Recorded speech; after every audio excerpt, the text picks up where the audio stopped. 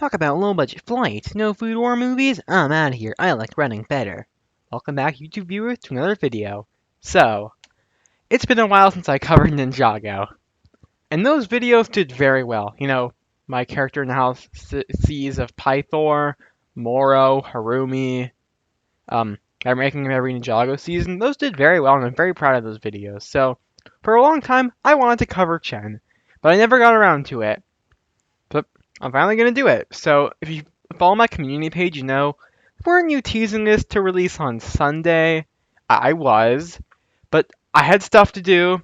Same thing on Monday, and then yesterday I got early access for Shadow Generation, so you know I had to play that. I beat it today, by the way. I only played. I'll get into that later. But anyway, so I think that Master Chen is easily one of the best Ninjago villains. He's not the best. I already did a video called Why Pythor is the best villain ever, but Chen is still pretty great. Number 2 or 3. So without further ado, let's dive on into why Master Chen is a perfect villain. So, first things first. Sorry. Excuse me, guys. Yeah, so, one thing I always liked about Chen was the way he's introduced. Many Ninjago villains do have pretty good introductions, but Chen's always stands out to me. Because we first hear about him is when the ninja have to gather together in Chen's Mr. Chen's #1 noodle house, and they find the note saying that Zane is still alive. But I always just love this scene. Not one, we get some great lines from the ninja, pretty funny stuff, but it's just the way it's handled with the whole Master Chen is officially invited you to participate in his tournament of elements. Secrecy is of the utmost importance. Tell no one or suffer the consequences. Meet at the pier at midnight and leave your weapons behind. And the ninja just think, okay, who is this Master Chen guy? Well, we better go do it. But then, when Lloyd tells Garmadon, oh, the guy's there going fishing, team building exercise, Garmadon buys it. But then when he sees Lloyd leave, he sees one, he didn't bring his fishing rod, and two, he has a very suspicious looking noodle box on his floor, as Garmadon immediately knows it's Chen. So he follows the ninja, you know, to go on the boat to Master Chen's island, and he keeps telling him how you can't trust Master Chen, he's a dangerous man. And we finally see him is when Klaus is calling him as he says, Master, Garmadon is here, and he says he is looking out for his interests. By the way, do you guys know Klaus is voiced by Scott McNeil? He also played the Overlord, Karloff, and, you know, half of Beast Wars. Or a quarter of Beast Wars, anyway. But yeah, and then Chen replies with, interesting. You worry too much, Klaus. I hold all the cards. I don't know why, I just really like that introduction. It's also a good cliffhanger for the end of the first episode of the season, too. And another note about voice acting, Chen's voiced by Ian James Corlett, who also played Scales, and Cheetor on Beast Wars. So because of that, I got to meet him at TFCon last year. Really nice guy. Anyway, so once the ninja get to the island, Garmadon tells him about how Master Chen used to be a friend, but during the Serpentine War, he betrayed his own kind and sided with the treacherous snakes. This is also the first mention of the Serpentine War too, which is very important to this season. So, as the ninja, everyone finally sees Chen. They're all gathered in this huge room as he says, welcome to the Tournament of Elements. Everyone can all die. Direct your attention to me. One of the reasons I like Chen so much is that he's one of those villains that manages to be intimidating, but also can be funny too, because that's a very hard balance. You either end up making your villain, you can end up making your villain too much of a joke. But Chen balances it very well. As Garmadon says, he has a penchant for theatrics. But also immediately we get into this more of the serious bit as he says, this symbol before you is for the Anagondrai, greatest warrior to ever do battle in Ninjago. Its creed, only one can remain. So at first, you just think that, yeah, this guy is kind of weird, and Garmadon warns us about him, but nothing super bad is happening or anything. But the ninja, of course, in trying to search the island, end up finding the Temple of Doom-esque cult ceremony Chen has going on, where he steals Karloff's power, meaning that, yeah, Seems like he also stole Zane's power, and this is what he does to all the people who lose. He's stealing their powers for something, which, yeah. Speaking of Temple of Doom, this is just Temple of Doom. I mean, come on. The ninja are in this fancy palace, in their fancy room. They end up um, accidentally getting inside the walls, or in this case, underground, where they find a creepy cult ritual with a run by a guy wearing some kind of skull thing on his head. How much more blatant can you get? It's still great though. I'm not complaining. And yeah, so after the ninja do escape this, Chen does find out who it is thanks to Klaus's snake. Which, by the way, Kai has one of my favorite lines in the entire series when the ninja first see Klaus's serpent, which is, "That has got to be the second biggest snake I've ever seen." That.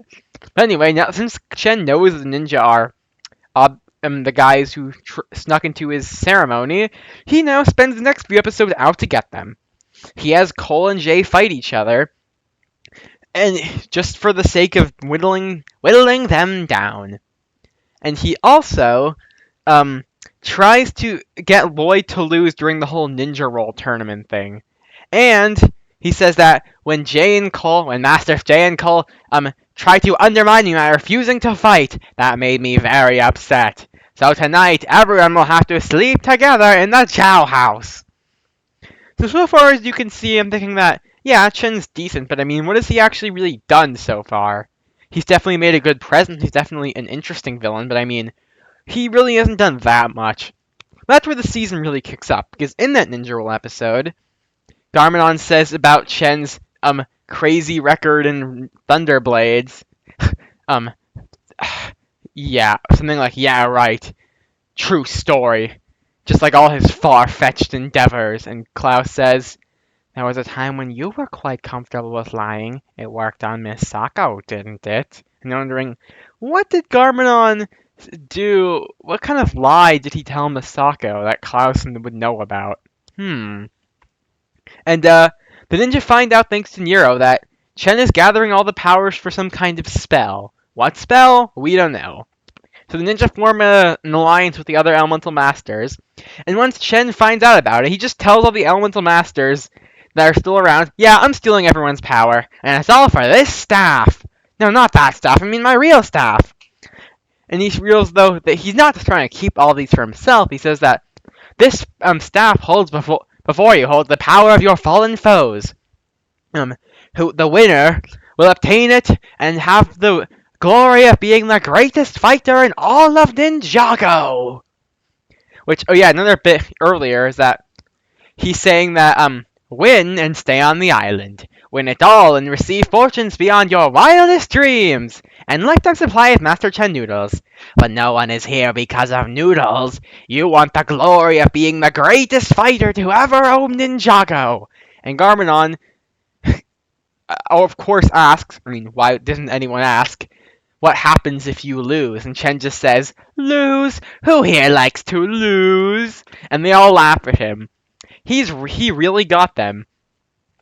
And yeah, him purposefully revealing his plans gets the other elemental masters to break up their alliance with the ninja because they want the staff. And after Lloyd says, we know it's a trick. Nero read Klaus's mind. Tell him what you saw, Nero. Nero obviously doesn't want to say because he'll get in huge trouble. But things really heat up in the next episode, where Garmadon finally tells Lloyd about his history with Chen and Klaus. He was once, I guess, a student with Klaus. They were both being trained by Master Chen. Back when Chen had red hair. And it was, I'm not sure how long ago this is supposed to be, I guess 40 years based on Hands of Time, but anyway, so yeah. They were once students together, and here, a nice trick about this flashback is that in the battle we see them partake in, Chen tells them, did I mention whoever wins this fight will be granted lordship and become my right-hand man? And since Garmadon wins, angering Klaus, he says, congratulations, Lord Garmadon. I like this actually explains why he's called that. I mean, before you think, oh, he's just called that because, I don't know, I mean, he was the king of the underworld. Why not Lord Garmadon? But no, this gives an actual explanation. And Chen tells Garmadon how um he wants him to help mess things up a bit between man and Serpentine. He says that peace is so boring, but conflict and turmoil are so interesting and exciting. And Garmadon does not want to do this, of course. I mean, he doesn't want to cause a war, and he says that even the Anaconda are considering a truce. And he tells him the famous line, "Never trust a snake, Lord Garmadon." And he says, "Oh, you seem sad. Don't worry, I found something that will make you feel much better. A love letter. It appears your pathetic little brother feels the same about that girl you admire." And this is where Garmadon's lie to Misako comes in. And why does Klaus know about it? Because he is watching all of this happen from out through the window, I guess. And he tells him how, well, they could sway the way she feels about one of you, and it could be your name on it. Now, Garmadon doesn't want to do this, but Chen is such a good manipulator. And remember, Garmadon was already bitten by the snake. That's the whole reason he even bothered to train under a weird guy like Chen in the first place. So while he's still not evil, he still has a little, yeah, he has a little bit of a bad, especially a bad side to him. So he's willing to go through with this. But he eventually realizes that this is stupid and I shouldn't have done this. So he leaves Chen and fights with Sensei Wu in the Serpentine War. And Chen and Klaus are exiled, never to be seen again. Until today, of course. And during this whole episode, Chen is secretly rounding up all the Elemental Masters. With another great scene, the "You'll never get away with this." "Seriously, where have you been? I've been getting away with it time and time again." "Oh, take him away, he's boring." It's always one of my funniest Chen scenes for me anyway, but here's where we really get into the whole manipulation thing. So after he has finally succeeded in catching the rest of the Elemental Masters, he's going to take their powers. But Skylar tells him that he should spare Kai, because she's seen inside his head that he could help you. He's not like the others, so he does. And he tries to manipulate Kai and I guess maybe turn him into some kind of protege, and he takes him through the Hall of Fan surface, where he's got a cog from the Celestial Clock, Zane's Pink G, Captain Soto's peg leg, Captain Soto's sword, Lloyd's boombox from that one scene in season 1, and a whole bunch of other stuff. How did he get most of that? I don't know. I don't care. But what he shows Kai the main event, two main things anyway, are one, an Anaconda sword, the toughest blade in history, but more importantly, his painting, The Charge of the Dark Brigade. It's beautiful, isn't it? The reds, the purples, the super dark purples. And this is where he reveals to Kai that his plan with the spell is to turn him and all of his followers into Anaconda.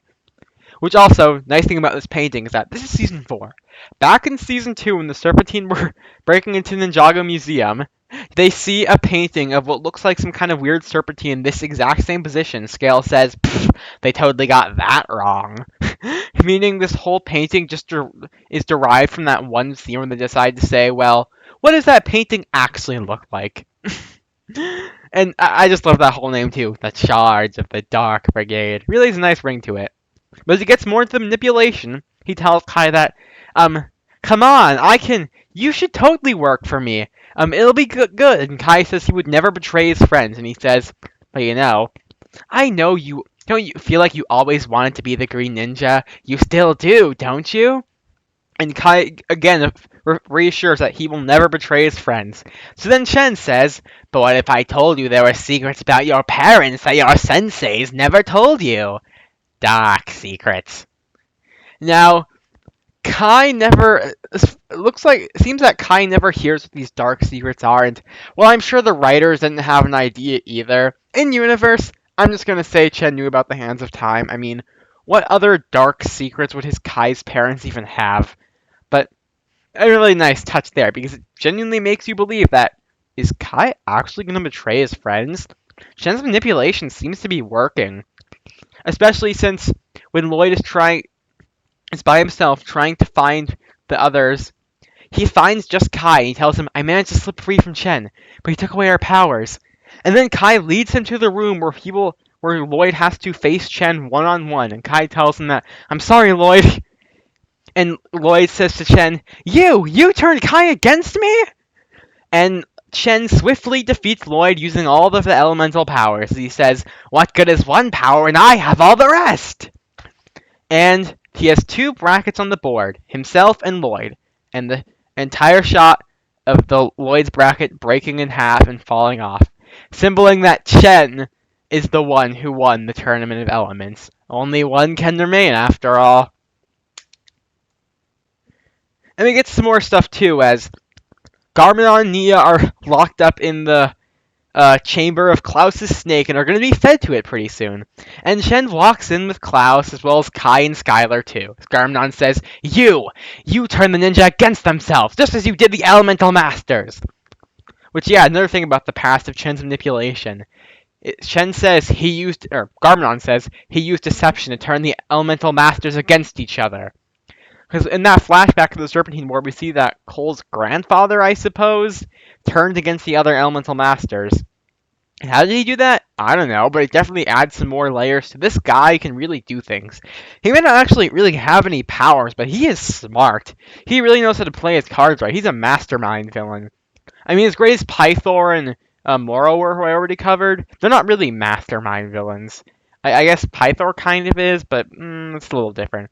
Anyway, then Garmadon tries to grab Skylar and tries to choke her to threaten Chen, but Chen and Klaus just laugh it off as Chen says, "You're not really going to do it. You're Sensei Garmadon now, right? You're a good guy." And of course, yeah, he calls his bluff and Garmadon lets Skylar go. But Kai gives a wink to Nia and Garmadon, signaling that, yeah, he hasn't betrayed them just yet. And eventually, Chen's staff is destroyed, giving all the powers back to the Elemental Masters. And most of Chen's army is rounded up. But not only do a few guys get away, Chen and Klaus has also gotten away, and they've caught Skylar. This is where we get the scene that basically spells out Chen's entire motivation. Once he realizes that, hey, I may not have my staff anymore, but Skylar absorbed all the elemental powers. If we just take her to the crystal caves on the island, then we can still perform the spell. Which he tells her first by trying to, again, manipulate her, as he tells her, "Skylar, how dare they tie you up? I blame myself entirely." She says, "The ninja were right about you." He says, "Yes, I was wrong. Wrong for wanting to turn myself into a snake. Wrong because you needed a father, and I wasn't there." And she realizes that, "You think my powers can still turn you to Anacondri?" And she realizes that, well, if you do this with the whole Crystal Caves plan, that could kill me. And he says, no plan's perfect. And she tells him, "You care more for power than your own daughter."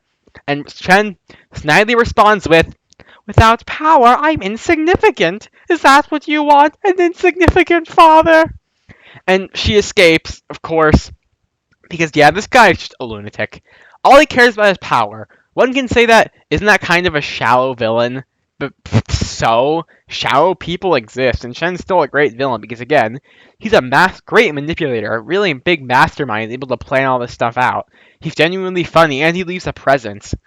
And it shows how some people are just that shallow. They don't care about anyone, they just want power. And yeah, eventually Chen is able to succeed in turning himself and his army into Anacondri. And we get another just fantastic part. So, he finds out that in order for the transformation to become permanent, one must obtain the essence of a true Anacondri. So he's able to kidnap Pythor and use his sweat to keep him and his army's transformation permanent. And then, as he says, it's time to spread some fear. So he has the Anacondri go in tons of trucks all across Ninjago to attack densely populated villages. And as Garmadon says, he will achieve the pivotal first foothold in the war. Our greatest fear will come true. And throughout the episode, it's a few times mentioned that the old phrase in the Ninjago universe, the greatest victory has no battle. And what do we see here? All the elemental masters had to split up to each catch one or two trucks. And when Ninja catch a truck, they open it up and find that there's no Anacondri there. The only Anacondri there were the drivers. The rest of them are gone. Chen succeeded the greatest victory has no battle. He and the rest of the Anacondrae went to storm Jamonikai village, and the new Serpentine War has just begun. And Chen is making huge um advances in this war. He is just winning. He keeps attacking places, and in typical supervillain fashion, he takes control of the airwaves, where he reveals to Sensei Wu and Misako the whole truth about the love letter and everything. And Sensei Wu is understandably really mad, and Chen just does this because he wants to divide people. That's what he does. Turn them against each other. And eventually, the ninja and muscle masters realize that the only way they can defeat Chen and his army is if they stop him with the Corridor of Elders. But they just can't win, even with all the allies they gather. Chen's army is too much. And this is when Garmadon realizes, thanks to Pythor, that the only way to stop them is if they have the original Anaconda generals, because they wanted peace just as much as man. It was Chen who started both wars by deceiving both sides. But the only way for someone to come back from the cursed realm is if he who cursed them takes their place. So Garmadon has to curse himself and send himself to the cursed realm, unleashing the spirits of the Anaconda generals who cursed Chen's army. And Chen is the last one they catch as he runs away trying to plead how, "Wait, no, Arcturus, we are on the same team!" And he says, "You will never be one of us because you're a liar, a cheat, and an imposter!" And he is sent to the cursed realm, which I guess is kind of the Ninjago universe's equivalent of being sent to hell. Which honestly, yeah, he kind of deserves that. But so yeah, Chen is defeated.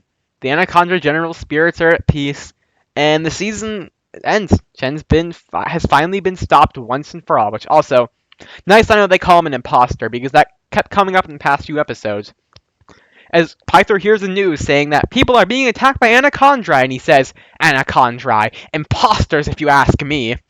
And Pythor says, "I have my honor, you know." And Chen says, "Oh, but we're not real Anacondrae. No, we're not." But Chen does come back in Day of the Departed. Well, also there's that cameo he has in Season 5, but that's besides the point. So, was his return in Day of the Departed good? Look, I don't hate Day of the Departed like everyone else does. I actually like Day of the Departed quite a bit. But I've got to be honest, the returning villain thing was not handled that well, except for Moro and Pythor. Those were great, who I already covered in previous videos. But hey, it was nice to see Chen again, even though I think he's taken a little bit too much for a joke and not seriously enough, but whatever. So, yeah, that's all I gotta say about Master Chen. He's just a perfect villain. Ninjago just used to have a lot of killer villains back in the day. Back in the day. This was only 9 years ago, which, for a LEGO theme, 9 years ago was like 200 years. So, yeah. In conclusion, Master Chen is just a really great villain, and I really like making these Ninjago villain analyses. If you're asking me, why don't you make an analysis on some of the ninja? Well, I think talking about the villains is more interesting. So, comment down below what you thought of it. That's all for now, and as always, keep on juicing.